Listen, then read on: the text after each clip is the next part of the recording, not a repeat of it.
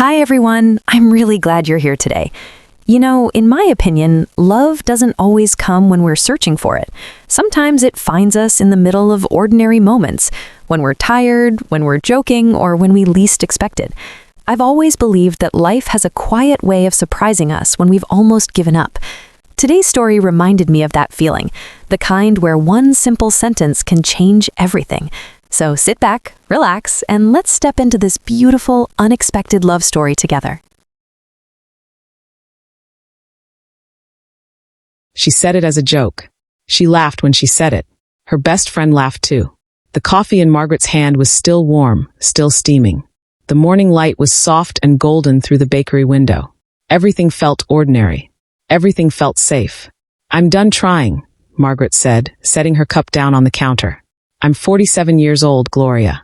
I've been on 17 dates in the last 2 years, and every single one of them was a disaster. So you know what? Fine. I give up. I'll just marry the first man who walks through that door." Gloria nearly choked on her croissant. "Margaret and Holloway," she said, wiping crumbs from her chin. "You are absolutely ridiculous." "I mean it," Margaret said, smiling now, pointing at the old wooden door of her bakery with its little brass bell at the top. "The very next man who walks through that door. That's my future husband." They both laughed. It was that good kind of laughter. The kind that comes when life feels a little too heavy, and you need to make it light for just a moment. And then the bell above the door rang, and a man walked in. He was tall. He was calm. He wore a dark coat that probably cost more than Margaret's car. His hands were steady, his eyes were quiet, and he stood in the doorway of her small bakery on Maple Street like he had all the time in the world. He looked around slowly. Then his eyes found hers. "Good morning," he said. His voice was low and gentle, like the sound of rain on a roof. "I'm told you make the best cinnamon rolls in the county." Margaret didn't say anything. Gloria, beside her, made a sound that was something between a gasp and a laugh. Because Margaret had just promised, out loud as a joke, 5 seconds ago, to marry the first man who walked through that door. And the first man who walked through that door was Daniel Ashworth. The Daniel Ashworth, one of the richest men in the entire country. And he was standing in her bakery, smiling at her, waiting for a cinnamon roll. Margaret found her voice somewhere between her throat and her heart. "Yes," she said. "We do." She walked to the glass case, picked up the largest cinnamon roll she had, the one she always saved for herself on hard mornings, and placed it on a white plate. Her hands were perfectly steady. She was proud of that. She carried it to the small counter by the window and set it down in front of him. He sat down. He looked at the roll. Then he looked at her again. "You're not going to tell me what's in it?" he asked. "Cinnamon," she said. "Brown sugar. Butter. Love." She paused. "But mostly butter." He smiled. A real smile. Not the practiced kind that men in expensive coats usually wore. This one reached his eyes. "I'll take your word for it," he said. Then he took a bite. And he went quiet. Not the polite, nervous quiet of someone pretending to enjoy food. This was a real quiet. The kind that comes when something unexpected reaches you somewhere deep and you have no words for it. "This is extraordinary," he said softly. Margaret didn't tell him she'd been baking that recipe for 22 years. She didn't tell him her mother had taught it to her in a kitchen that smelled of vanilla and old wood. She didn't tell him any of that. She just said, "Thank you." And she went back behind the counter. Gloria was watching her with wide eyes and pressed lips, trying desperately not to smile. Margaret did not look at Gloria. She absolutely did not look at Gloria. He came back the next morning. Same time. Same dark coat. Same quiet eyes. He sat at the same table by the window and ordered the cinnamon roll again. And a coffee this time. Black, no sugar. Margaret brought it over without being asked twice. "Do you live nearby?" she asked. It was a simple, safe question. The kind a shop owner asks any regular customer. "No," he said. "I'm staying at the Greystone Hotel for the week. I'm overseeing a project nearby." He wrapped both hands around the coffee mug. "But honestly, I would have come back for the cinnamon roll regardless." "High praise," Margaret said. "Honest praise," he corrected gently. She went back to work. She had bread to shape, orders to fill, her daughter's school lunch to pack. Her life was full of small, important tasks. It always had been. But she couldn't help but notice, that he didn't look at his phone while he ate. He didn't take calls or check messages. He just sat there quietly, looking out the window at Maple Street as if he was trying to memorize it. It was unusual. Men like him, men with money, with power, with schedules that ran on 15-minute blocks, didn't usually sit still. They didn't usually look out windows. She wondered about that later, when the bakery was quiet and she was mopping the floor alone. She wondered what a man like that was thinking about when he stared out a window at an ordinary street in an ordinary town. On the third morning, he was there before she even unlocked the door. He was standing on the step outside, hands in his coat pockets, looking up at the sign above the bakery. It read, Holloway's, EST 2001. 24 years, he said when she approached with her keys. What? She asked. Your bakery. 24 years. He nodded at the sign. That's a long time to be at something. It's a long time to love something, she said without thinking. He looked at her then, not in a forward or uncomfortable way, just directly, like he was paying careful attention. Yes, he said quietly. It is. She unlocked the door and held it open. He walked in. The little bell rang above them, and Gloria, who was already inside prepping the display case, looked up, saw Daniel Ashworth walk through the door, and then looked at Margaret with an expression that said everything and nothing at the same time. Margaret walked straight past her to the back kitchen. Not one word, Margaret whispered as she passed. Gloria pressed her lips together. She managed to stay quiet for almost 4 minutes. Then, Margaret, that man is worth approximately $4 billion. I know, Margaret said calmly, measuring flour. He's been in your bakery 3 mornings in a row. I know. You told me you were going to marry the first man who walked through that door. I was joking, Gloria. Were you? Yes. A pause. Are you sure? Margaret looked up from her flour. She stared at her best friend of 30 years. Then she said very firmly, Go arrange the muffins. By the end of the week, Margaret knew a few things about Daniel Ashworth. She knew he took his coffee black. She knew he always left a tip that was twice the cost of his order, quietly, without making a thing of it. She knew he read physical books, real ones, paperback, and that he always kept one in his coat pocket. She'd seen the corner of it peeking out. She knew he never talked about himself unless she asked directly. And even then, his answers were short, careful, like a man who had learned to measure his words around strangers. What she didn't know was why he kept coming back. She found out on a Friday. It was a slow morning. She was restocking the display case when he said, quite suddenly, How long have you been doing this alone? She looked up. He wasn't looking at her. He was looking at his coffee cup. Excuse me, she said. The bakery, he said. Running it. I've been coming here every day and I notice you open the doors, bake the bread, serve the customers, pack the orders, mop the floor. He paused. You do all of it. I have Gloria, she said. Gloria helps, he said. But you carry it. She didn't answer right away. She put down the tray she was holding and leaned against the counter. 11 years, she said. I've been doing this by myself for 11 years. Something crossed his face. Something quiet and a little heavy. Since your husband, he stopped himself. I'm sorry. That's not my business. It's all right, she said. Since my husband left, yes. 11 years ago. She said it the way she always said it now. Simply. Without the old ache that used to come with the words. Or maybe the ache was still there, but it had changed shape over time. It was softer now. More like an old scar than an open wound. I have 2 children, she added because it felt right to say. Lily is 19. She's at university. And Thomas is 15. He helps on weekends.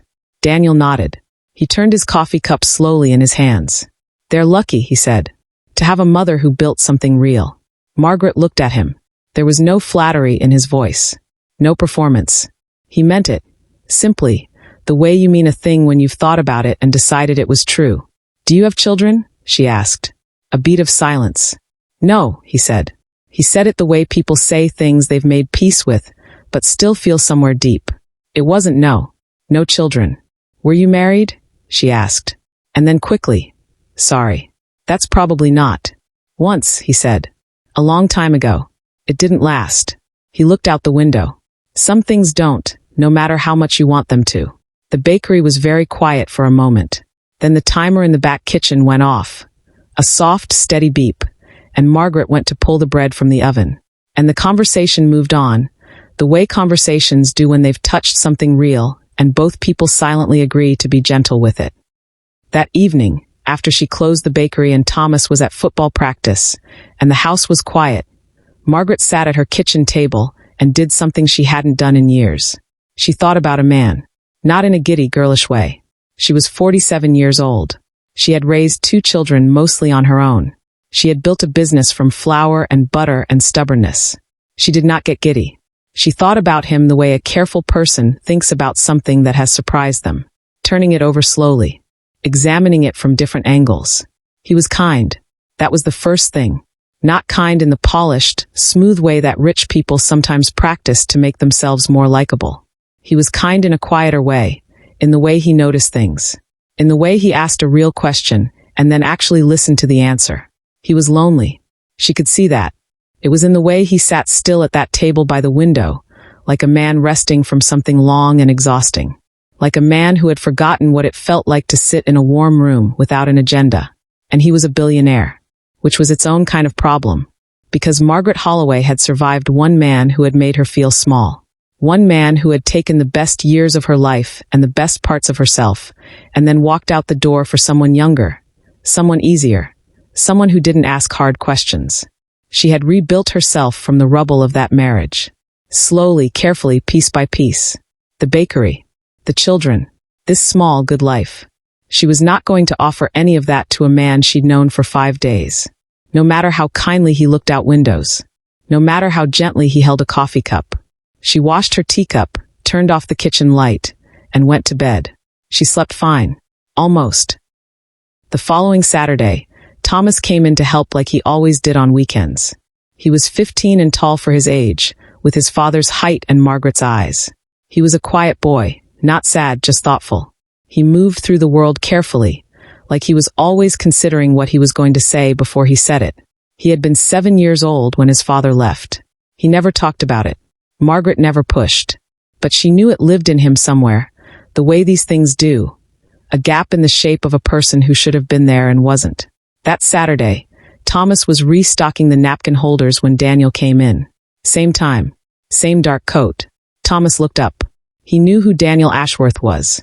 He'd looked him up on his phone after the first time Margaret had mentioned a regular customer named Daniel without saying his last name. Thomas was 15 and curious and good at reading between his mother's lines. "Morning," Thomas said. "Morning," Daniel said. He sat at the table by the window. Margaret came out from the back with flour on her apron and 2 trays of fresh pastries. "Thomas, this is Daniel Ashworth," Thomas said. Not rudely, just clearly. Daniel looked at him with mild surprise and what might have been the beginning of a smile. "That's right," he said. "And you're Thomas." Thomas nodded. He went back to the napkin holders.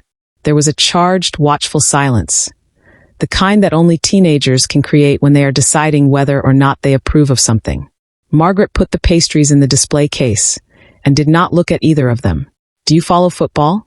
Thomas asked, still not looking up. "American or European?" Daniel asked. "European. Real football." "Liverpool," Daniel said. Thomas finally looked at him. "Decent choice," he said. And that was apparently enough. Because after that, Thomas went about his work and Daniel ate his cinnamon roll, and the silence between them was no longer charged. It was just comfortable. When Daniel left an hour later, Thomas came and stood beside his mother behind the counter. "He seems all right," Thomas said. "He's a customer," Margaret said. Thomas made a sound that teenage boys make when they are not going to argue out loud, but are not agreeing either. "He looked at you," Thomas said, "the way people look at something they don't want to walk away from." Margaret turned to look at her son. He shrugged and went back to restocking. She stared at his back for a long moment. Then she went back to the bread. On Monday morning, Daniel didn't come in. Margaret noticed, but told herself she hadn't. On Tuesday morning, he wasn't there either. She shaped the bread with her usual care. She smiled at the morning regulars. She told Gloria about nothing in particular. She did not mention that the table by the window was empty. On Wednesday, Gloria mentioned it first. "He hasn't been in," Gloria said, not looking up from the register. "People have busy weeks," Margaret said. Said Gloria. That afternoon, around 2 o'clock, when the bakery was quiet and Margaret was doing accounts at the back table, the door opened. The bell rang. She heard footsteps that she recognized, slow, unhurried. and felt something shift in her chest that she decided immediately to ignore. She walked out front. He looked different. Not different in his clothes or his posture, but there was something around his eyes, a tiredness that hadn't been there before. Or maybe it had always been there, and she'd only now learned to see it. "Hello," she said. "Hello," he said. "I'm sorry I was away." "You don't need to apologize," she said. "You're a customer, not a—" She stopped. "You don't need to apologize." He nodded. He didn't sit down right away. He stood by the counter for a moment, looking at the display case as if reading the labels very carefully. "My mother died," he said. "Monday morning." The words were quiet, completely flat. The way words get when you've been saying them all week to different people, and they've become numb in your mouth. Margaret came around from behind the counter. She didn't think about it. She just did it. "I'm very sorry," she said. "She was 83, he said. "It wasn't unexpected. She'd been ill for a while." He paused. "But unexpected and unprepared are two different things." "Yes," Margaret said softly. "They are." She went to the back, made him a coffee exactly the way he took it, and brought it out. She set it in front of him at the table by the window and sat across from him. Not because she had made a decision to sit, just because it seemed like the right thing to do. He wrapped his hands around the mug.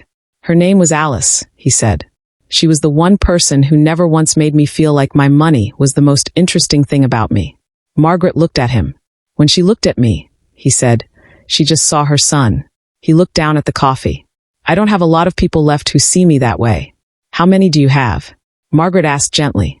He thought about it for a long moment. "Honestly," he said, "right now, in this moment, I'm not sure." She didn't say anything. She didn't offer empty comfort. She had been through grief herself. Different grief, different shape, but grief. She knew that sometimes the kindest thing was just to sit still and let someone say the true thing out loud. After a while, he said, "Thank you for the coffee." "Thank you for coming back," she said. He looked at her, and for just a moment, something in his expression broke open. Not dramatically, not with tears or drama. Just a small, honest breaking, like a door coming slightly ajar after years of being shut. Then he straightened, picked up his mug. "I leave for London on Friday," he said. "The project here is finished." "I see," she said. "But I wanted you to know," he said carefully, like he was choosing each word the way you choose a stone for a path, "that these past 2 weeks, sitting here every morning, it's been the best part of my last 6 months." Margaret held very still. "A cinnamon roll," she said lightly, "can do a lot of good." "It wasn't the cinnamon roll," he said. The bakery was very, very quiet. "No," she said. "I know." He came in Thursday morning too. For the last time, she thought. His last morning. He sat by the window and she brought him his coffee and his cinnamon roll, and she sat with him for almost an hour, because it was slow and because she wanted to. They talked about his mother. They talked about Margaret's mother, who had died 8 years ago, and who had also been the kind of woman who looked at you and saw the real you. They talked about what it means to carry someone inside you after they're gone. How grief isn't only pain, it's also love with nowhere to go. "I used to think," Daniel said, "that being successful meant you didn't need anything." He looked out the window. "That if you had enough of everything, nothing could hurt you." "And," she said. "And I was wrong," he said simply. "Success just means you have nice things to be lonely near." She laughed softly at that. Not because it was funny, because it was painfully, perfectly honest. "What do you need?" she asked. "If you could have anything, not things, not money, what do you actually need?" He looked at her for a long time. "I don't know anymore," he said. "I think I've been so busy acquiring things that I forgot how to want the right ones." She nodded. She understood that, more than she wanted to admit. "Will you come back to this area?" she asked. "After London?" "I don't know," he said. "My business is mostly in London and New York." He paused. "But I'm finding that travel is less of an obstacle than people make it." Another pause. "When there's a reason." She looked at him. "Write down your number," she said. She pushed a paper napkin across the table and handed him a pen from her apron pocket. Her voice was completely calm. Her hands were completely steady. He wrote it down. Then he slid the napkin back. She took it. She folded it once and put it in her apron pocket without looking at it. "I'll call you," she said. "I hope you do," he said. He stood, buttoned his coat, and picked up the paperback from his pocket. He looked at her one more time. That steady, direct look that she had learned was just the way he looked at things he meant. Thank you, he said. For everything. Safe travels, she said. He walked to the door. The bell rang above him. He stepped out into the morning, and he was gone. The napkin sat in the pocket of her apron for 3 days. She washed the apron on Sunday but transferred the napkin first, carefully, to the kitchen counter. Then to the windowsill. Then, for no reason she could explain, to the small wooden box on her bedside table, where she kept things she didn't want to lose. Lily's first drawing of a flower, Thomas's hospital bracelet from when he was born, her mother's ring. She put Daniel's phone number in that box. She told herself she was just keeping it safe. Gloria did not ask about it directly. She asked instead on Monday morning as they were opening up. Have you eaten the last cinnamon roll from Friday? The one you were going to bring home? No, Margaret said. Where is it? Margaret said nothing. Margaret, Gloria said. I may have accidentally left it for him, Margaret said. On his plate. As he left. Gloria stared at her. You gave the man a cinnamon roll to take on his journey, she said slowly. He had a long flight. Margaret, you gave the man your heart wrapped in pastry. Go make the coffee, Gloria. Lily called that evening from university. She was studying nursing. She was 20 years old this year, bright and steady, and impossibly like her father in her cheekbones and nothing like him in her soul. Mum, she said, you sound different. I'm exactly the same, Margaret said. You sound lighter. I had a good week. A pause. Mum, did something happen? A man came into the bakery, Margaret said. A very kind man. He was a customer. He's gone now. Back to London. Another pause. Was he nice? Yes. Was he handsome? Lily. Was he? He had kind eyes, Margaret said carefully.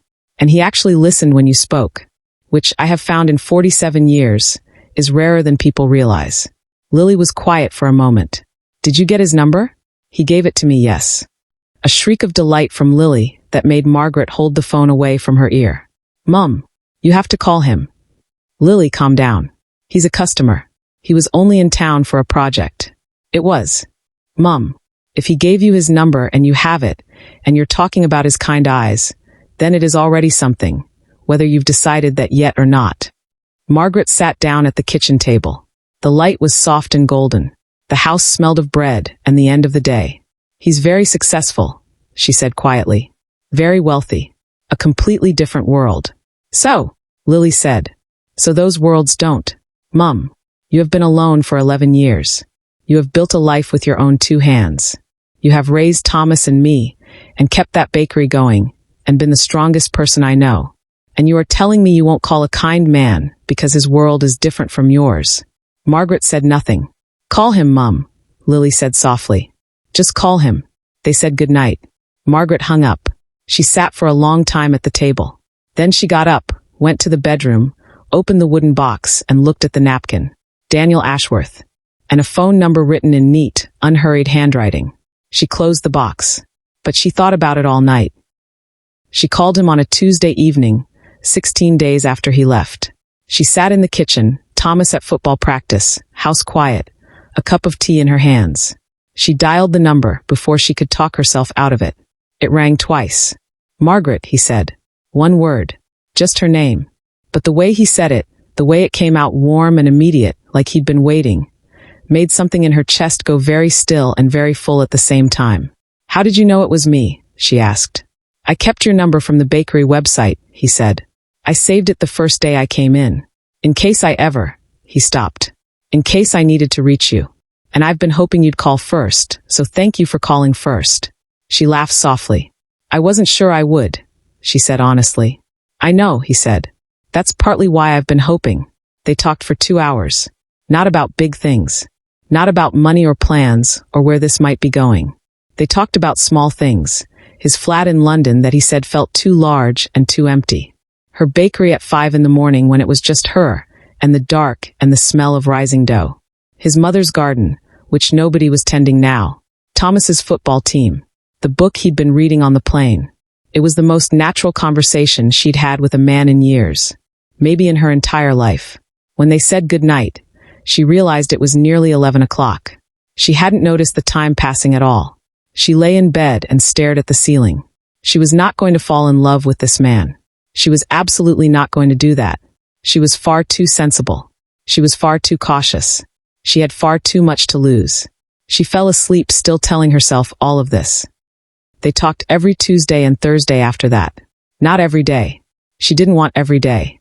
Every day felt like too much, too fast, like opening a window too wide in winter. Twice a week felt right, slow and deliberate and honest. He called her the first time he varied from the schedule. I know it's not Tuesday, he said, but I was driving past a bakery and they had cinnamon rolls in the window and I thought about you and I thought. He stopped. Is it all right if I call? Daniel, she said. You can call whenever you like. A small pause. Good, he said. She smiled at the wall. 6 weeks after their first call, he asked if he could come back. There's no project, he said. I want to sit at that table by the window. And I want to see you. She thought about it for exactly 4 seconds. The cinnamon rolls are ready at 7, she said. I'll be there at 7, he said. He was there at 7. She saw him through the glass before she unlocked the door. He was standing on the step, hands in his coat pockets, looking up at the bakery sign again. Holloway's, EST 2001. She opened the door. He turned and looked at her, and something in the way he smiled, quietly, a little relieved, made her understand that he had been nervous. This strong, composed, wealthy, powerful man had been nervous about seeing her. She found that she loved that about him. Good morning, she said. Good morning, he said. She let him in. The bell rang above them. He sat at the table by the window. She brought him his coffee and his cinnamon roll without asking. She sat with him for the whole first hour, because she had arranged it. Because she'd asked Gloria to handle the morning rush. Because she'd been looking forward to it for 2 weeks, and she was done pretending otherwise. You look well, he said. You look tired, she said. I am tired, he agreed easily. But it's a different kind of tired than before. He looked at her. Before, I was tired from everything. Now I'm just tired from the traveling. Which I don't mind. You shouldn't have to travel this far for a cinnamon roll, she said. I didn't, he said. She looked at her coffee cup. No, she said quietly. I know. Thomas was at school that day. But that evening, when Thomas came home and found Daniel Ashworth sitting at the kitchen table drinking tea while his mother made supper, he didn't look surprised. He put his school bag down. He looked at Daniel, then at his mother, then back at Daniel. Liverpool drew last night, Thomas said. I know, Daniel said. Painful. Thomas sat down across from him. The midfield needs work, Thomas said. Completely agree, Daniel said. They talked football for 40 minutes while Margaret made pasta and listened and felt something in her chest that was warm and fragile and enormous all at the same time. Her son, her careful, watchful, fatherless boy, sitting at the kitchen table talking to a man as if it were the most ordinary thing in the world. She didn't cry. She was Margaret Holloway and she did not cry at pasta. But it was a near thing. Lily came home for the weekend 6 weeks later. She walked into the bakery on a Saturday morning, dropped her bag, kissed her mother on the cheek, and then turned and saw Daniel Ashworth at the table by the window. She turned back to her mother. That's him, she whispered.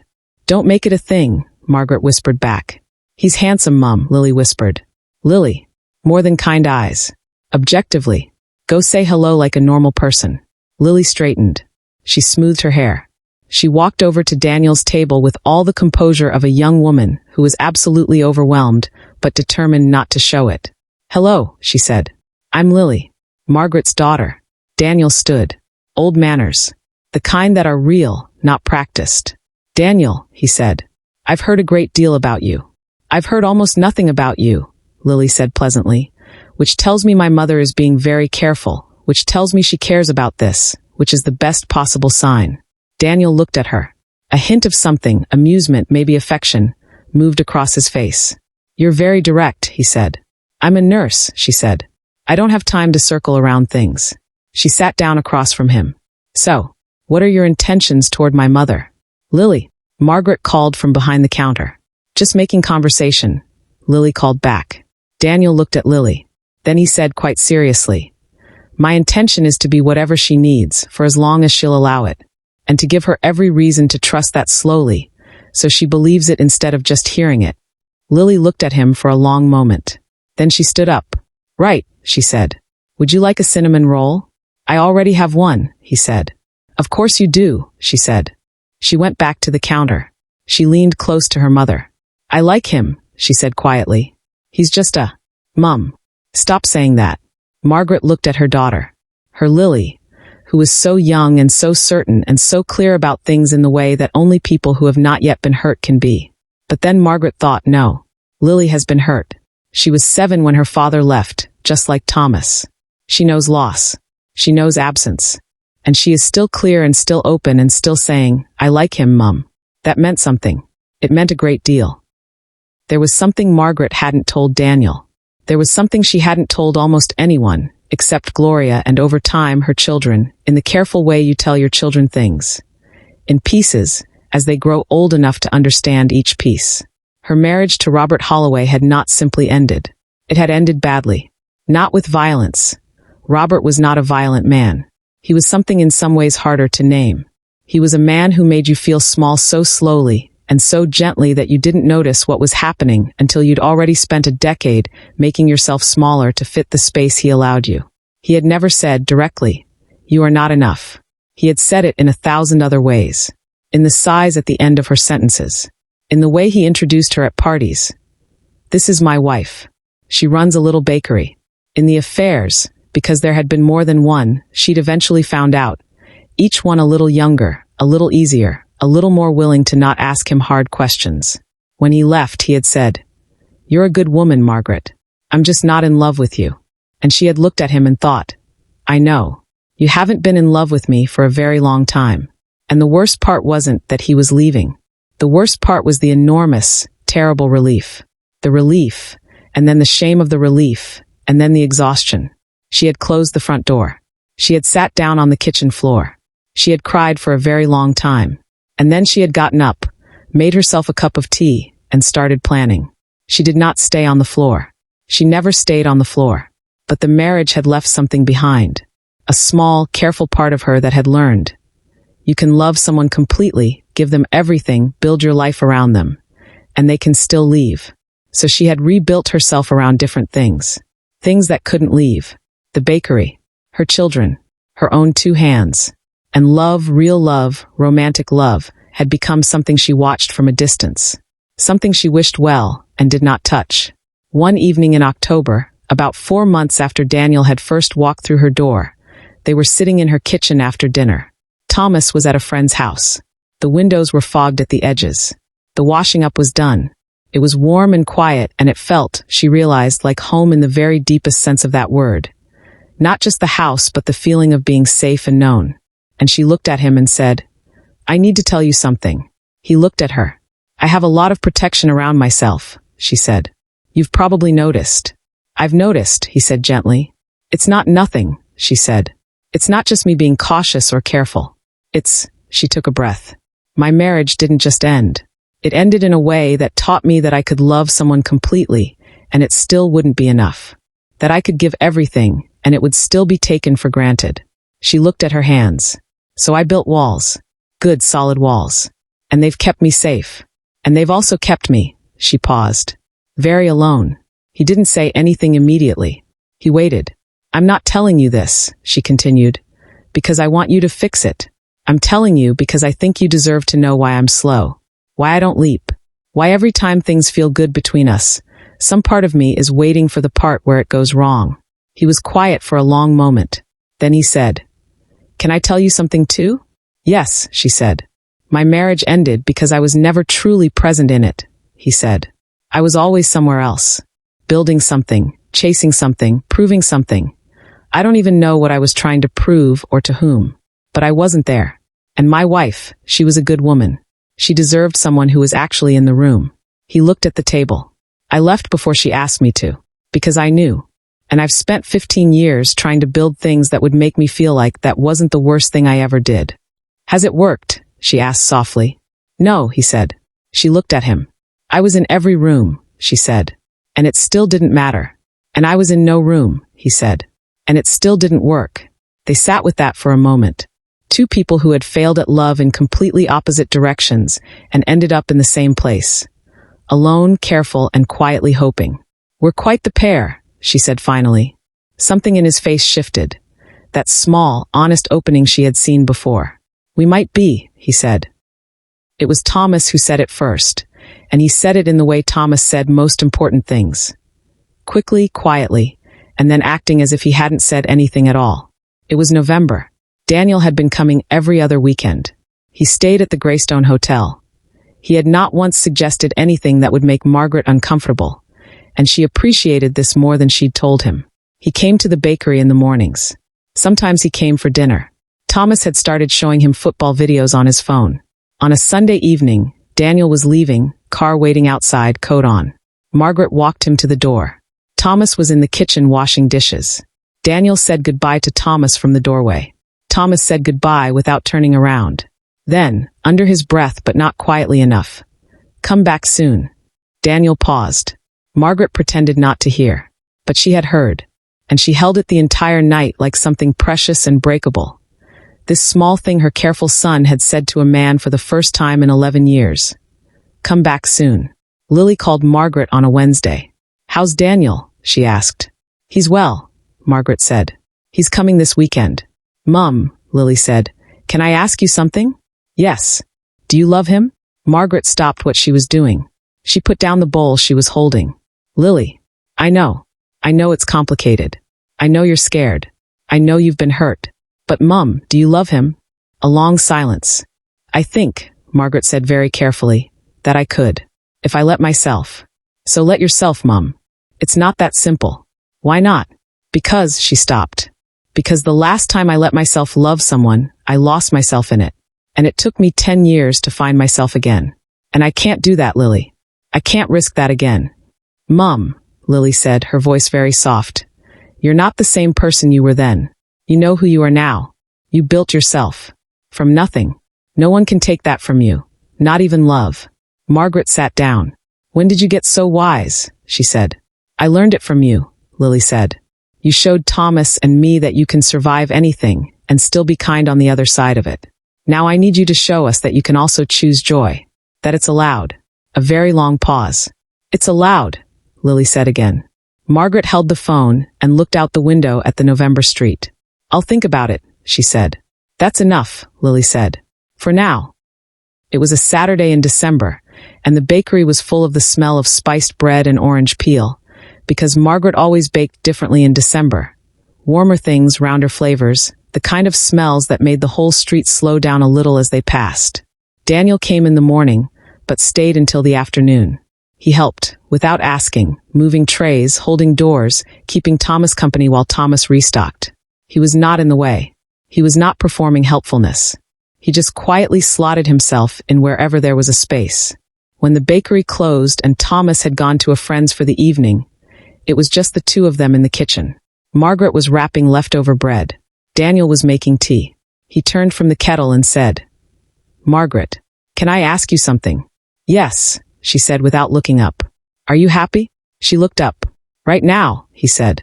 "In your life. Not in some abstract, philosophical way. Just, are you happy?" She thought about it. Really thought about it. "Yes," she said. "I am. More than I used to be." "Is any part of that?" He stopped. Started again. "Am I part of why you're happy?" She held very still. "Yes," she said. "You are." He nodded slowly. He poured the tea. He carried both cups to the table and sat down. He pushed one cup toward her. "Then I need to tell you," he said, "that in my life, I have built companies and bought buildings and made decisions that changed the direction of a great many things. And all of it, every achievement, every success, feels less real to me than this kitchen." He looked around her small, warm, flour-dusted kitchen. "Less real than this bakery. Less real than your children and your life here." He looked at her. "You have something I have been missing for a very long time. Not money. Not success. Just this. A life that is genuinely, quietly full." "Daniel," she started. "I'm not asking you for anything," he said gently. "I want you to know that first. I'm not going to rush you or push you. He paused. "I want you to know what this has meant to me, so you can make an informed choice when you're ready to make one." She looked at him across the table. This man who had everything and had somehow ended up in her kitchen, in her life, telling her that her ordinary, bread-scented, school-run, football practice life was the thing he had been missing. "I'm afraid," she said. "I know," he said. "I'm afraid of giving myself to something and losing myself in it again." "I know," he said again. "And I want you to know, I will never ask you to be less than you are. I will never need you to make yourself smaller. You are exactly the right size. He looked at her steadily. I fell in love with a woman who runs a bakery and raises 2 extraordinary children and keeps a beautiful, ordinary life. I am not going to ask her to change a single thing about that. She felt her eyes fill. She was 47 years old, and she had not cried over a man in a very long time, and she was not going to cry now. Except that she absolutely was. She pressed her fingers against her eyes. Took a breath. You love me, she said. It wasn't a question. It was just a thing she was saying out loud to hear what it sounded like. Yes, he said simply. I do. She took her hands away from her eyes. She looked at him. I love you too, she said. I've been trying not to, and I'm not very good at it, it turns out. He smiled. The real one, the one that reached his eyes. Thank goodness for that, he said. It was not all soft evenings and warm kitchens. There was a night in January when they had their first real argument. It started over something small, a plan he made without asking her, an assumption about her schedule, and grew into something larger. A conversation about how different their worlds were, how impossible it sometimes felt, how she could feel herself bending already, adjusting, making space for his schedule, his life, his enormity. I don't want to be an afterthought, she said. I've been an afterthought. I know exactly what it feels like, and I won't do it again. You are the only thought, he said, and his voice was sharp because he was hurt and he didn't know how to be hurt gracefully yet. You booked a restaurant in London without asking me if I could even get there, she said. Daniel, I have a bakery. I have a son. I can't just drop everything because you. I can arrange whatever you need. It's not about arranging. It's about asking. It's about including me in the decision. She looked at him. I don't need you to solve things. I need you to see me. All of me, not just the parts that fit neatly into your world. He went quiet. A long, difficult quiet. You're right, he said finally. I know I'm right, she said. I need to know you know it too. He sat down. He ran a hand over his face. I have spent 30 years making unilateral decisions, he said. It's how I built everything. I decide, I act, I move. And I am genuinely trying to unlearn that in this, because you matter more than any boardroom instinct. But I will get it wrong. I will get it wrong sometimes, and I need you to tell me. Like this. Just like this. She looked at him. You can't build a relationship the way you build a company, she said gently. I know, he said. I am learning. She sat down across from him. So am I, she said. I'm learning to trust. You're learning to ask. We're both learning. He reached across the table. He put his hand over hers. She looked at his hand. Then she turned hers over and held it. I'm not going anywhere, she said. But I need you to know who you're staying for. I'm Margaret Holloway from Maple Street. I bake bread at 5 in the morning. My kitchen smells like vanilla, and my son is obsessed with Liverpool, and my daughter is going to be a nurse who asks very direct questions. This is my life. I know, he said. You are welcome in it, she said. But it's mine. I know, he said again. And I wouldn't want it to be anything else. She squeezed his hand. Right, she said. I'll make us some tea. Good, he said. I'll ask next time. Good, she said. And if you don't, I'll remind you. Fair enough, he said. And that, she thought as the kettle boiled, was what a real thing looked like. Not the absence of difficulty. Just 2 people willing to stay in the room and work through it. March arrived, and with it Thomas's 16th birthday. Margaret made the cake. A chocolate one, 3 layers. Thomas's choice every year since he was 8. Daniel drove 3 hours to be there. He brought Thomas a signed football shirt from Liverpool, first team framed. He had quietly asked Margaret 3 weeks earlier what Thomas might like, and then quietly arranged it without making a fuss. Thomas opened the box. He stared at it. He looked up at Daniel. How did you? I know a few people, Daniel said simply. Thomas looked at it again. Then he said very quietly, thank you. That was all. But the way he said it, carefully, with both syllables weighed, Margaret understood it was not a small thank you. It was a large one dressed simply. After cake, after friends had gone, after the house had quieted to just the 4 of them, Lily was home for the weekend. Thomas sat across from Daniel at the kitchen table while the women were in the other room. Margaret could hear them. She didn't move away. Thomas said, Can I ask you something? Of course, Daniel said. A pause. Do you love my mum? A beat. Yes, Daniel said. Very much. Another pause. My dad left, Thomas said. He's got a new family now. He calls sometimes, but not a lot. His voice was steady, the way it gets when you have said a thing out loud enough times that it stops destroying you every time. He stopped. I'm not trying to compare. I just need to know. A pause. Are you staying? Daniel was quiet for a moment, not hesitating, thinking, taking the question seriously, the way Thomas deserved. I intend to, Daniel said. I want to be here. I want to be here for a very long time. But I also want to be honest with you, Thomas, because you're 16 and you're smart and you deserve honesty. Nothing in life is certain. But what I can tell you is that your mother is the most important thing that has come into my life in 30 years. And I am not careless with important things. A long silence. Okay, Thomas said. Okay, Daniel asked. Okay, Thomas said again. That's good enough for now. In the other room, Margaret pressed her back against the wall and put her hand over her mouth. Lily, beside her, put an arm around her shoulder. Come on, Mum, Lily whispered. Before they hear us. Margaret let herself be pulled into the next room, her face wet, her heart impossibly full. In April, on a Tuesday morning when the bakery was quiet, Gloria put down the tray she was holding, turned to Margaret and said, "He's going to ask you." Margaret kept wiping down the counter. "What?" "Daniel," Gloria said. "He's going to ask you to marry him. I can feel it. He has that look he gets sometimes, like he's decided something important and is waiting for the right time to say it." "Gloria, don't. I'm not making it a thing.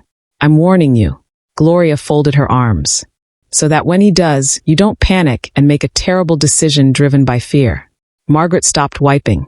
She stood still for a moment. "And what is the not terrible decision?" she said. "You know what it is," Gloria said. "We've been together 8 months, Gloria." "You've been together 8 months in the normal sense," Gloria said. "But you've known what this is for much longer than that." She picked up her tray again. "I knew what you were going to say before you said it, the morning he first walked in. And so did you." "I made a joke," Margaret said. "You made a wish," Gloria said. And the universe had a sense of humor. They looked at each other. Then Margaret laughed. A real, full, warm laugh. "You are impossible," she said. "Yes," Gloria said serenely. "And I am almost always right." It happened on a Saturday in May. The bakery was not open. Margaret had given herself Saturdays off for the first time in years. A suggestion Daniel had made carefully, with a question mark at the end, the way he'd learned to make suggestions. She'd agreed. She was in the bakery alone that morning anyway. Not working. Just there. The way you sometimes need to be in a place that is yours. To stand in it quietly and feel it around you. She had turned the lights on low. The bread was not baking. The ovens were cold. It was just the room. The wooden floors and the glass case and the table by the window and the little brass bell above the door. She stood behind the counter with a cup of tea. And she thought about a morning a year ago when she had said, as a joke with laughter, "I'll marry the first man who walks through that door." And then the door had opened. And the bell had rung. She looked at the door now. She thought about a man who had lost his mother and sat still and looked out windows. A man who had learned to ask before he decided. A man who had driven 3 hours for a 16-year-old's birthday. A man who had told her son, "Honestly, I intend to stay." She set down her tea. She walked to the table by the window and sat down in her own chair. Her chair, the one across from the one he always sat in. She put her hands flat on the table. She said out loud to the empty bakery, because sometimes you need to hear yourself say a thing. "I am ready." The door opened at 8:15. The bell rang. Daniel walked in. He was not wearing his dark coat. He had a blue one today, softer. And he looked like a man who had slept well and woken up with something on his mind. He saw her at the table. He walked over and sat down in his chair, the one across from hers. For a moment, neither of them spoke. "I have something to ask you," he said. "I know," she said. He reached into his pocket. He placed a small box on the table between them. He did not make a performance of it. He just placed it there, quietly, the way he did all important things. "I am not going to tell you that I will make your life perfect," he said. "I am not going to tell you that I have everything figured out. I will make mistakes. I will need reminding sometimes. I will sometimes default to deciding things without asking, and you will have to call me on it." He looked at her. "But I am going to love you every day with everything I have. I am going to show up for your son and your daughter and your bakery and this table. I am going to choose you every morning for the rest of my life if you'll let me." She looked at the box. Then she looked at him. "I have loved this life I built," she said. "I built it from nothing, when I thought nothing was all I had. And I was proud of it. I am proud of it. Every brick of it." She looked around the bakery. "But I have learned this last year that a full life and a shared life are not the same thing. And I don't want to be brave and alone anymore if I don't have to be." He opened the box. The ring was simple. A single stone, round, with a thin gold band. It was not enormous or showy. It was exactly right. The kind of thing a man chose when he was paying attention. "Margaret Holloway," he said. "Will you marry me?" She looked at the ring, then at his face. "You walked through my door," she said softly. "I wasn't expecting you. I wasn't ready for you. I had absolutely decided I was done. And," he said, "and I am so glad," she said, "that you walked through it anyway." She held out her hand. He slid the ring onto her finger. It fit perfectly. Of course it did. They told the children that evening. Thomas first. He was sitting in the kitchen doing homework, headphones around his neck, a half-eaten apple on the table. "We have something to tell you," Margaret said. Thomas looked up. Margaret held out her left hand. Thomas looked at the ring. He looked at Daniel. He looked at the ring again. He put down his pen. Then he got up from the table, walked over to Daniel, and offered his hand. Daniel shook it. They shook hands like two men, like two people who had decided, without saying so, that they trusted each other. Thomas nodded. Then he went back to his chair and picked up his pen. "Congratulations," he said. And that was it. That was everything. Lily, when they called her, screamed so loudly that Thomas came out of his room to see what the noise was. She arrived the following Saturday with flowers and tears and a speech that was so long and so warm and so perfectly Lily that Margaret cried through the entirety of it, and Thomas watched from the doorway with an expression that was half embarrassed and three-quarters proud. Gloria arrived uninvited and unannounced, as Gloria always did, and brought a bottle of champagne and a knowing look that said "I told you so" in 14 different languages, without a single word. And that evening, the five of them, Margaret, Daniel, Thomas, Lily, Gloria, sat around the kitchen table with good food and warm wine and the kind of noise that happy rooms make. Not the performance of happiness. The real thing. Margaret sat at the head of her table.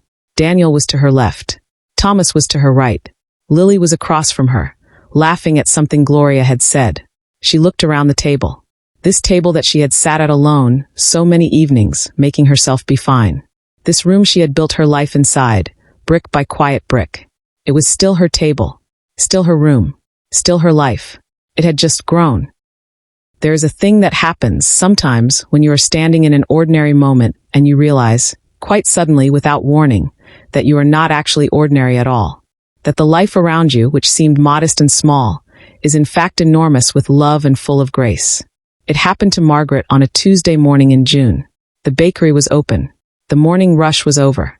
The sun was coming through the windows the way it does in early summer, sideways in gold, lying across the wooden floor in long strips. Daniel was at his table by the window, not visiting. He had moved to a house nearby 2 months ago, a smaller house than he was used to, a 10-minute drive from Maple Street. He had chosen it himself. He had asked her which neighborhood she liked. He had asked Thomas if there was a football pitch nearby. He had asked Lily if there was a room with good light. He was at his table reading, as he often was in the mornings now, while she worked. He didn't need to talk. He didn't need to perform being there. He was just there, in the easy way of someone who belongs. Margaret was shaping bread at the back counter. She looked at her hands. Flour-covered, capable, tired at the knuckles, ringed in gold. She thought about all the versions of herself that had stood in this bakery. The young woman who had opened it with $300 and a borrowed mixing bowl. The exhausted mother who had cried in the back kitchen and then splashed cold water on her face and gone back out. The 47-year-old woman who had stood behind this counter and made a joke about a door. She thought about Robert briefly, not with bitterness, just with the clarity that time had given her. The understanding that he had been a lesson in what she didn't want, which had eventually led her to knowing exactly what she did. She thought about her mother, who would have loved Daniel with her entire heart, who would have said, "Finally, Margaret. Finally something good, love." She thought about Lily and Thomas. Growing, becoming, carrying themselves into the future with more steadiness than she had ever dared hope. She thought about Daniel at the table by the window, and she felt, not the giddy, uncertain, fragile feeling of early love. She felt something stronger. Something that had taken 47 years and one accidental joke to build. She felt chosen. She felt seen. She felt, in the most quiet and certain way, loved. Gloria appeared at her elbow. "You're daydreaming," Gloria said. "You're going to underproof those roles." "I'm not daydreaming," Margaret said, turning back to the bread. "I'm reflecting." "On what?" "On how glad I am," Margaret said simply, "that I made that joke." Gloria looked at her for a moment. Then she looked at Daniel at the table by the window. Then she looked back at Margaret. "So am I," Gloria said, and she went back to her work. They married in October. Not a large wedding. Margaret had been firm about that. She did not want a spectacle or a statement. She wanted an afternoon that felt like the life they were building. Warm and real, and full of the people who had earned their seat at the table. The ceremony was in the garden of the house where Daniel now lived, which had a long oak tree at one end and enough grass for Thomas to complain happily that it was wasted on adults. Gloria was Margaret's maid of honor. She wore a soft cream dress and cried from the moment the music began, which she did not apologize for. Thomas walked his mother down the garden path. His arm was steady. His face was composed. His eyes, when he gave her hand to Daniel, said everything that 15-year-old boys cannot say out loud. Lily stood to the side and pressed her hands against her mouth and also cried, which she would later say she absolutely was not going to do, and which no one believed. The minister read a short passage about love not being the absence of imperfection, but the choice to stay present within it. Daniel held Margaret's hands and looked at her, and said his vows without looking down once. His voice did not waver.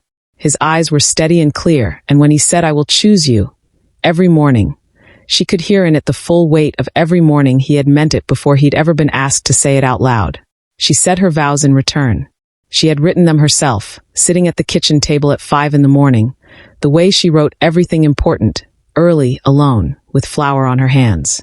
She said, "I have spent many years being careful with myself, keeping myself close, not because I was afraid of love, but because I loved myself enough not to give my heart carelessly. And then you walked through a door." She looked at him. "And I know, that you walking through that door was the best joke I ever made, and the truest.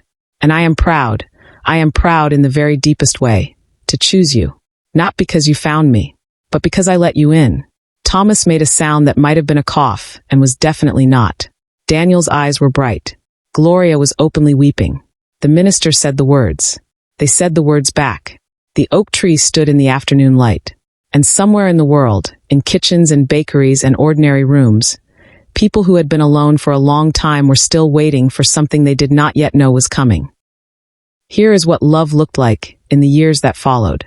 It looked like Daniel learning to make cinnamon rolls, badly at first, and then less badly, and then almost right, though he never quite got the dough texture, and Margaret was never going to tell him that the secret was the amount of butter, because she liked that he kept trying. It looked like Thomas, at 18, asking Daniel quietly if he would come and watch his first major football match. Not asking him to be his father, just asking him to be there. It looked like Lily calling Daniel when she needed advice she didn't want to worry her mother with, and Daniel giving it carefully, clearly, and always ending with, "But tell your mum. She's stronger than you know, and she'd want to know." It looked like Margaret still opening her bakery at 5 in the morning, because she had always opened her bakery at 5 and she always would. And Daniel sometimes being awake to make the tea before she left, not because she needed him to, but because he wanted to, and that was different. It looked like Saturday mornings when Daniel drove Thomas to his matches and stood on the sideline in a coat that cost too much and cheered in a way that was slightly too enthusiastic and completely genuine. It looked like a bench in the garden with a plaque that Daniel had made, quietly, without telling her, that read, Holloway's, ISTE 2001. Still baking. Still full. It looked like two people who had been broken by different things, choosing each morning not to let those broken pieces be the last word. It looked mostly like an ordinary Tuesday. A table by a window. A warm cup of coffee. Two people with flour and newsprint and easy silence between them. The most ordinary things in the world. The most extraordinary life. It is a Thursday morning. The bakery is open. The light is coming through the windows in that sideways, golden way that Margaret has loved for 24 years. The bread is done. The coffee is brewing. The bell above the door is still small and brass and perfect. Margaret is behind the counter. Daniel is at the table by the window. He is reading. She is working. They are not talking. There is nothing that needs to be said. After a while, she plates the last cinnamon roll, the one she always saves, her own private ritual since the very beginning, and carries it over. She sets it down in front of him. He looks up. She sits across from him. He looks at the roll, then at her. "You're not going to tell me what's in it," he says. It is the same thing he said the very first morning. She knows he knows that she knows that. She smiles. "Cinnamon," she says. "Brown sugar. Butter. Love." She pauses. "But mostly love," she says. "These days." He smiles. The real one. He takes her hand across the table. Outside, Maple Street goes about its ordinary morning. A woman walks a dog. 2 children pass on bikes. The light moves slowly across the pavement. In the bakery on the corner, a man and a woman sit at a table by the window. No one watching them would know that this began with a joke. No one watching them would know that it took 47 years and 11 hard ones and 17 bad dates and 1 perfect, ridiculous, golden morning. No one watching them would know any of it. They would just see 2 people, quiet and warm, in a room that smells of bread. And if they were paying attention, really paying attention, they might think, that's what it looks like. When it's real, that's exactly what it looks like. If you have stayed with this story from beginning to end, then I want to say something to you. Not to everyone. To you. Life has a way of making you think you've missed your moment. That the window has closed. That you are too old, too tired, too careful, too marked by everything that came before. Margaret thought that. She sat in her bakery at 47 years old and laughed about giving up. And then the door opened. Your door is still there. And you never know, not ever, not for certain, what is waiting on the other side of it. So keep the light on. Keep baking the bread. And when someone walks through, if someone walks through who sees you, the real you, the full size of you, let them in. That's all. Just let them in. Thank you for listening. If this story touched your heart, please share it with someone who needs it today. And in the comments, tell me, what did this story mean to you? I am reading every word. The end.